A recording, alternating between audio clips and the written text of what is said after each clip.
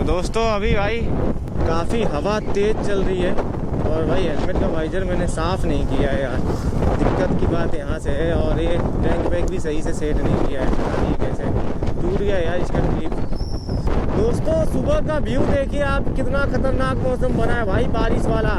हम जहाँ जहाँ जा रहे हैं बारिश भी वहीं वहीं आ रही है यार। उत्तराखंड जहाँ गए वहाँ बारिश आया, उधर से वापस आते हुए भी बारिश भाई, जहाँ जहाँ नहीं हो रहा तो वहाँ वहाँ भी बारिश होने लगा भाई। पनौती हम है या बारिश का ही मौसम चल रहा है भाई। बहुत बेकार मौसम लगता है दोस्तों मेरे को, बारिश का ही सबसे बेकार मौसम बारिश का लगता है मुझे।